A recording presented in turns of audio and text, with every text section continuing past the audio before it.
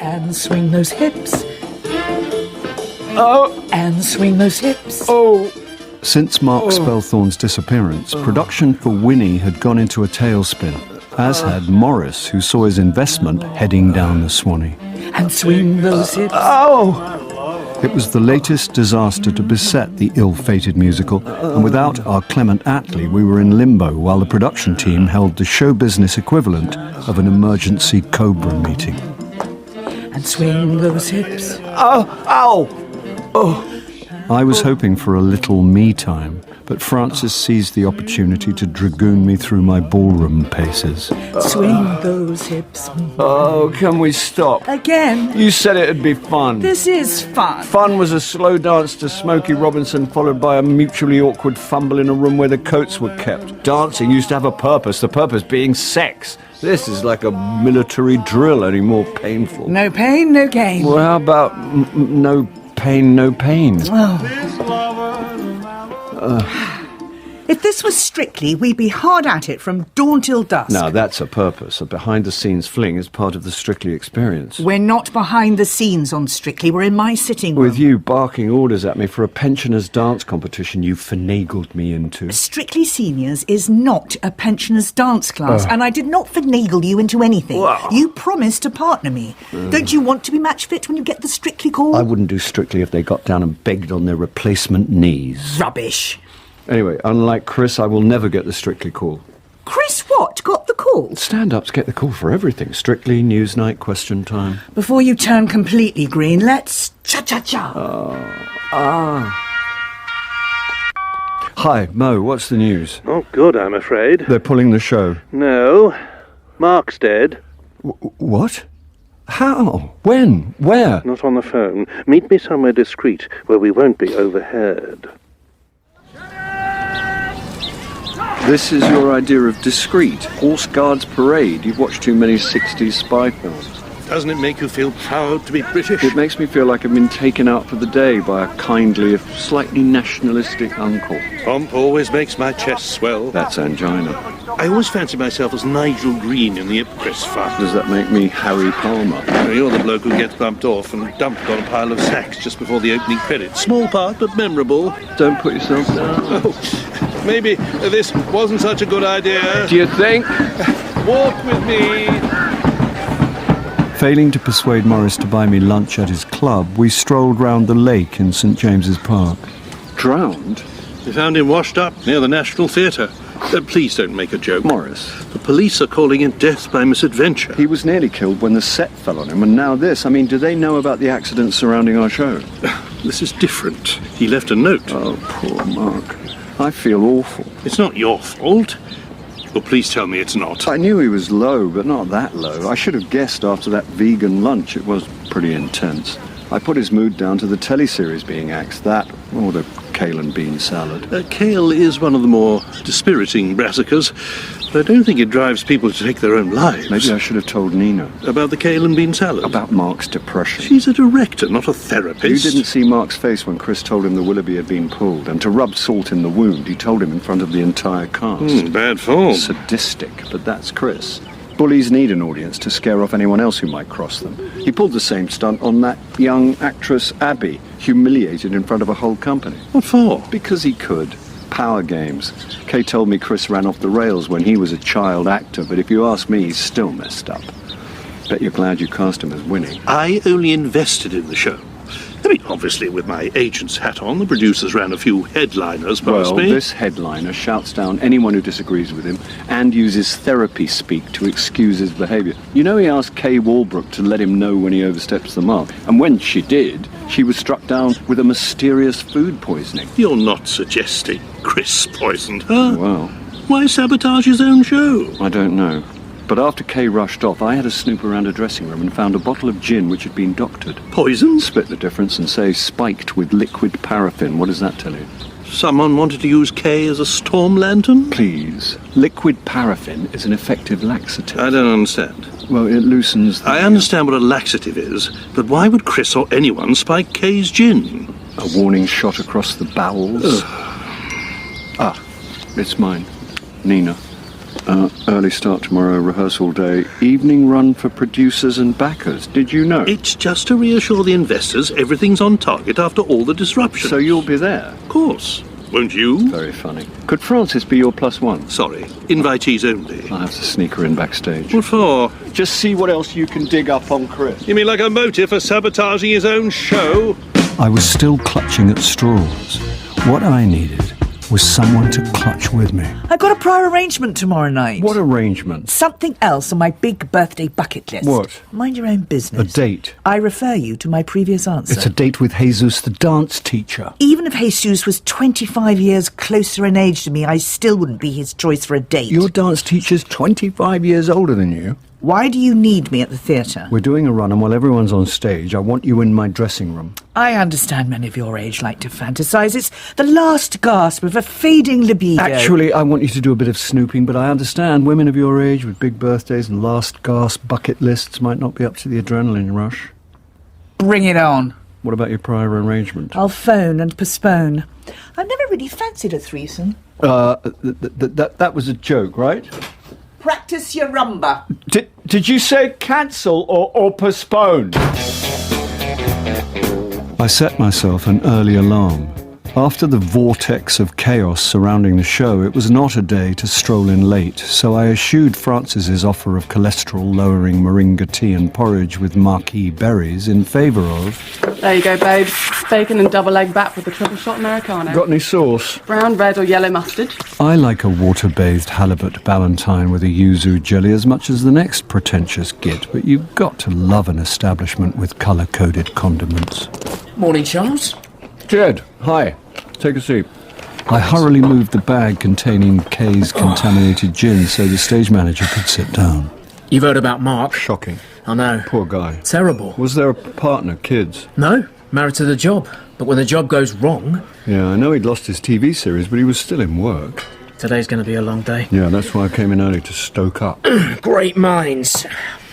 I always comfort eat before a show opens. Trouble is, I also comfort eat during and after. Stage managers burn a lot of calories. Not this many. Whenever I diet, I remember that quote, "Oh Lord, make me good, but not yet." Yeah, St. Paul? St. Augustine. Things we choristers dredge up. I thought you were stage school. Only after my voice broke.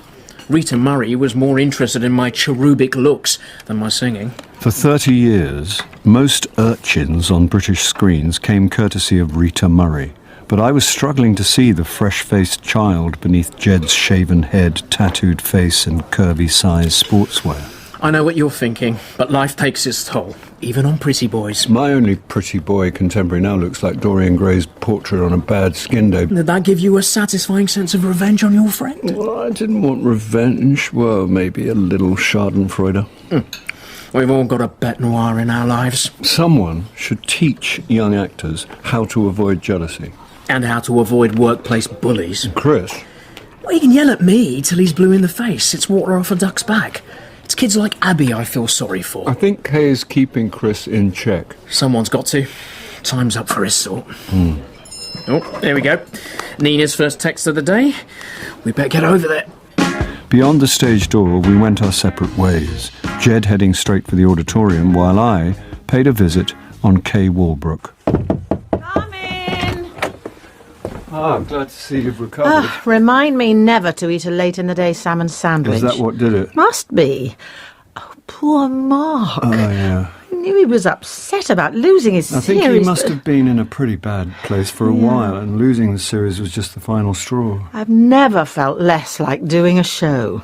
You know when Chris was yelling at Jed? About his stupid foot spa. You went to calm him down. What actually happened between you and him? Well, as I approached his dressing room, he was giving Jed a hard time. The words foot and spa did somebody not understand? Why ask what I want in my dressing room if you're not going to give me... Go now, Jed. I'll say when he does. Just go. Right. This isn't over. Yes, it is. What? You asked me to let you know when you'd gone too far. This is me letting you know. All right. Not all right, Chris, not all right at all. Let me give you a few home truths. That was it. You know when a toddler tantrum gets so bad they forget what it was they were supposed to be screaming about in the first place? I wasn't a very hands-on father. Oh, why am I not surprised? Anyway, Chris could have had me fired on the spot, but amazingly he thanked me and sat there like a punctured balloon mumbling psychobabble about not being in denial. What's in the bag? What? You look like a guilty schoolboy. Well, I sort of am. Oh, come on, lad, spit it out. Well, when you were off sick, I came in here and sort of burgled your dressing room. What? I was worried about the way you were taken ill and wanted to see if there were any clues in here. Anyway, this is your gin. I thought you were a Scotchman. Don't worry, it's all there. But if I were you, I wouldn't drink anymore. Oh, don't get judgy. The day you got ill, did you drink any of it? Possibly. When? Was it after you read the riot act to Chris? Yes. So before you got ill? What's this all about? Why did you nick my gin? To double check I was right. About what? Did you think it tasted all right? It had a slightly unusual aftertaste, but it's one of these fancy artisanal gins a friend gave me, so I assumed it was just the botanicals. It was liquid paraffin. What? Someone doctored the bottle. Why would someone do that? More importantly, who would? Oh, you think it's Chris? There have been too many accidents and injuries since rehearsal started. He's as mad as a box of frogs, but why sabotage his own show? You said yourself he's got issues. Company to the stage, please. Company to the stage. I don't like the idea of some deranged poisoner wandering around out there. I'm still trying to work this out, but just be vigilant and don't drink any more of that gin. Just when I could do with one. The history of the English-speaking peoples, on the shoulders of a siren-suited man, should the brave, wise kinsmen of this nation entrust their future to a button-booted sham. The rehearsal had been a stop-start affair, some bits playing well, others pretty shambolic. Par for the course, even at this late stage, Chris had introduced new business into the show, this time using trap doors. Tail-coated Winston dropped through one trap, only to reappear seconds later in a siren suit as he exploded upwards through the second trap. What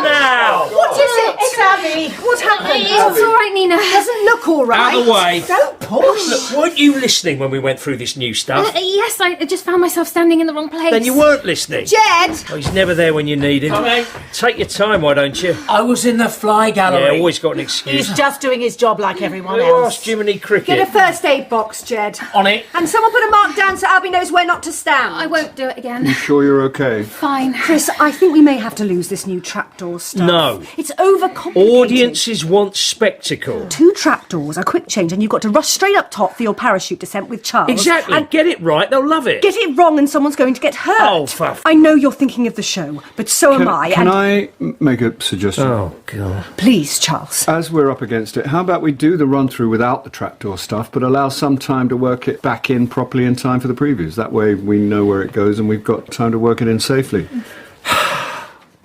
Go on, then. Also, if Chris wants to walk me through my moves, I can stay behind after the show. About to have another snipe at Abby, Chris caught a reproachful look from Kay, which brought him up short. Yeah, good idea, Abby. I'll walk you through it after the show.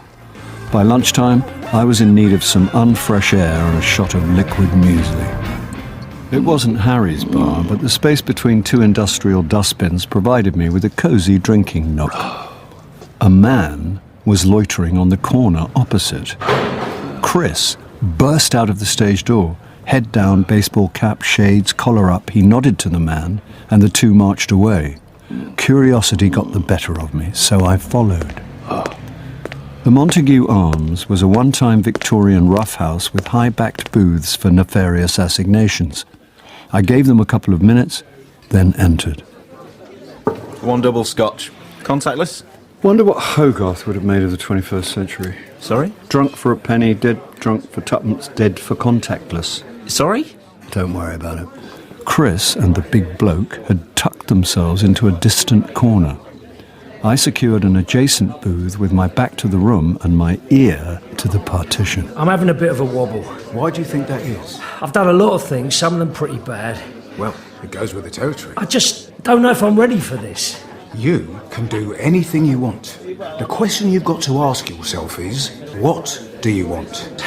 To be left alone. Isn't that why you do stand-up? No interference, no writer, no director, no actors. So, what? You want to get rid of all the others? Actually, yeah. Yeah, I think that is what I want. Oh, not now.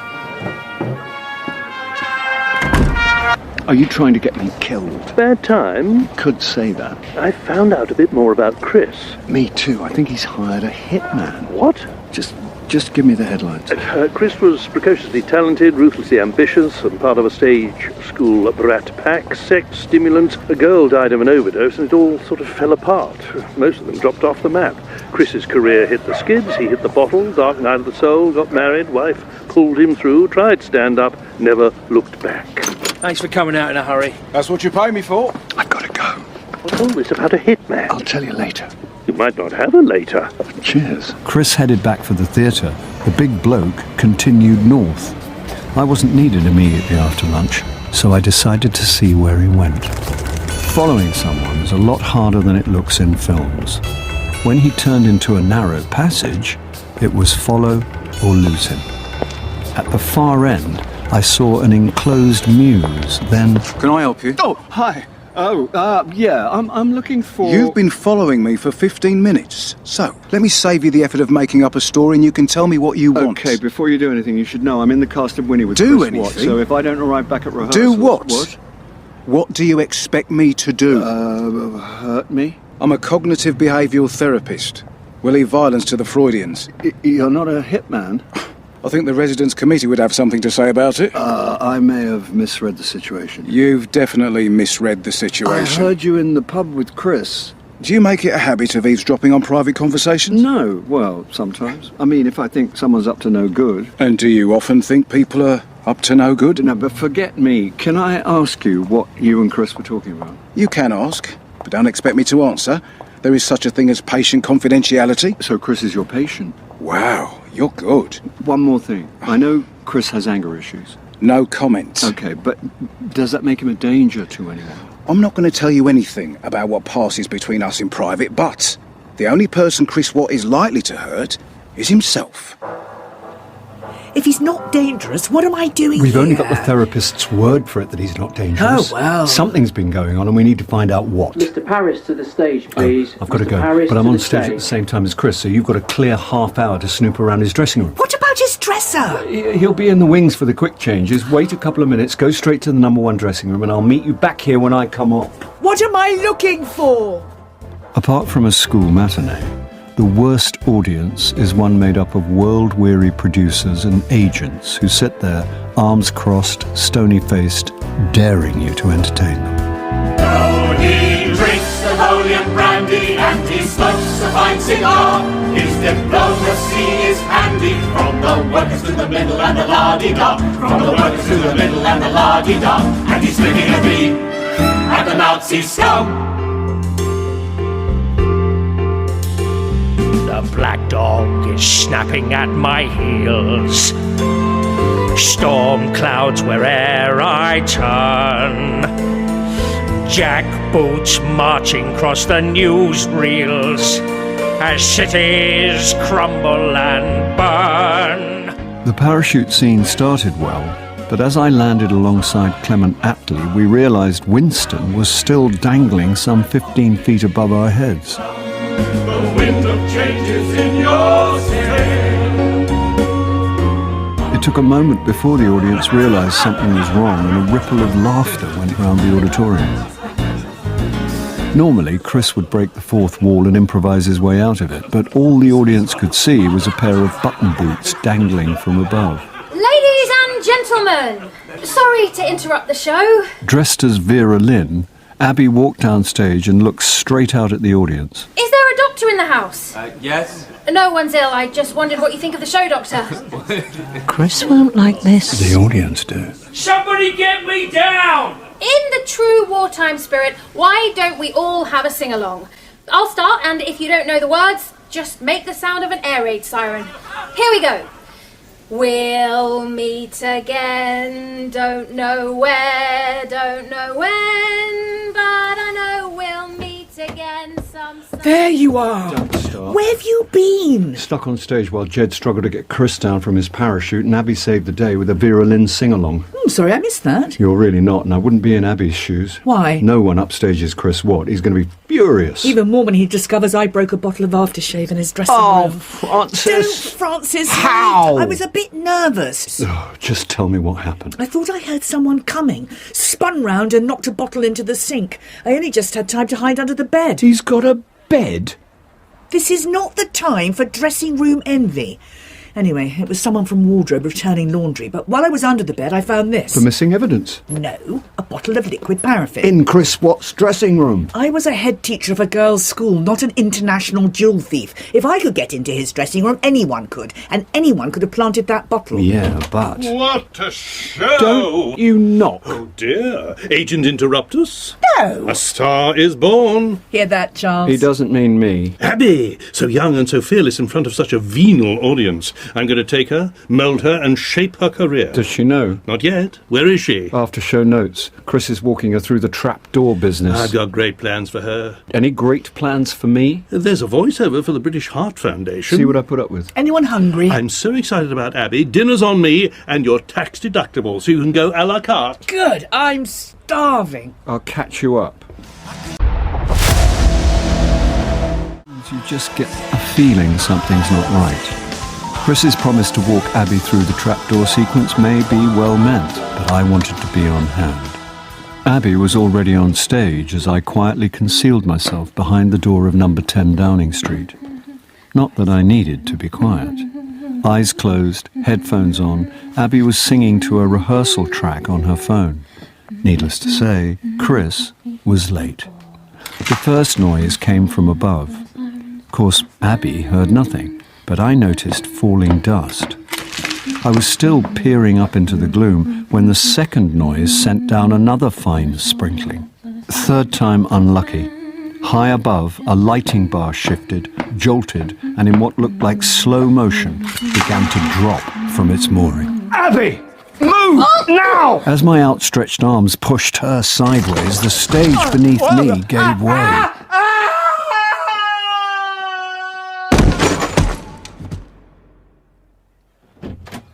What the hell? I've sprained my ankle. Get him onto the bed. My bed? It's the closest dressing room. 1, 2, 3.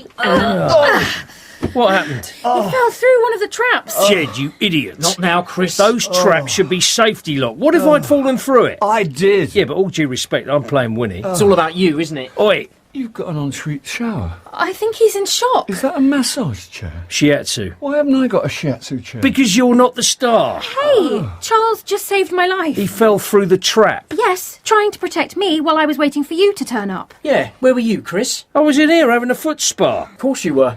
Always in the right place when the bad stuff happens. What's that supposed to mean? I'll wait outside for the paramedics. Yeah, that's it. Off you pop. Try not to have any more accidents. Don't patronise her. It's banter. Were you alone? What? In here? I was having a foot spa. But were you alone? What, can anyone testify to the fact that I was having a foot spa? Not that it's any of your business, but yes, I had a visit from my old stage school teacher. Not Rita Murray by any chance? How'd you know that? I must have read it somewhere.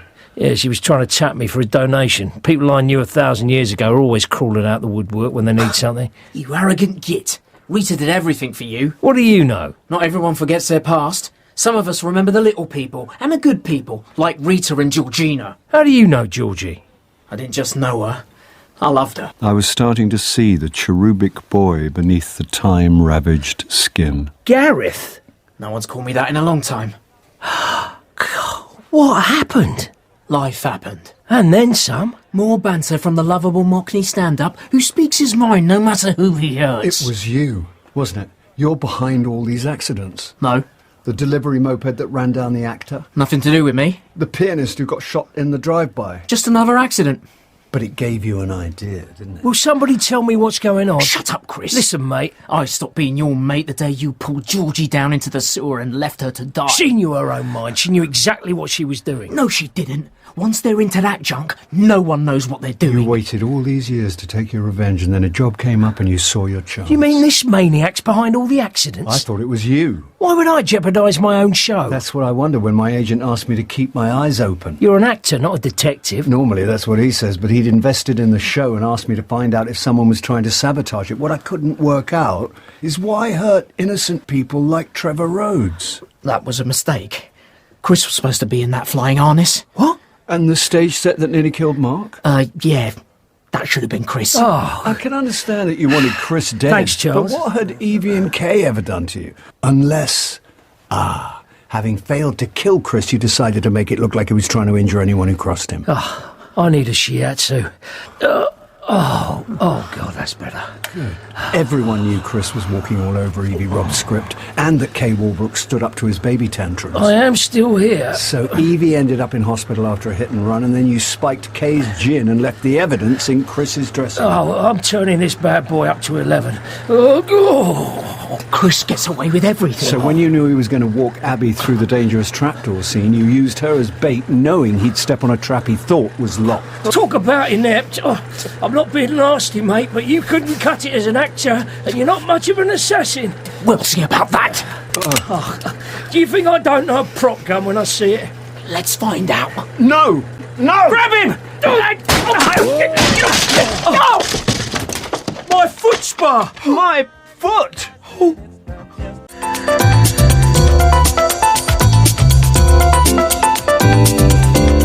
Yeah. Yep. Well, if you think you're going out dressed like that, young lady... You could come with me. My left ankle's twisted and I've got foot spar shrapnel in my right foot. I thought I'd heard every kid's excuse for not handing in homework. Pass the bottle, painkillers are wearing off. Whiskey isn't a painkiller. I'll be the judge of that. You'd do anything to get out of Strictly Seniors. Never mind that. I'm out of Winnie, my one chance at a musical. There's a wheelchair ramp. You can still come along. And watch you dance with Jesus. No thanks. Go forth and enjoy your Paso Dobby. Paso Dayblade. Dobby's a house elf. Go, enjoy. I'll be all right. Use the time to compile your own bucket list. I've got a bottle of scotch, a bag of nuts and a remote control. What more could I possibly want? Right. My taxi's here. Before you go, that menage a trois... What about it? It was a joke, wasn't it? I mean, only I'm fine from the knees up. I'll be the judge of that. Enjoy your nuts. Right. Let's see what's on.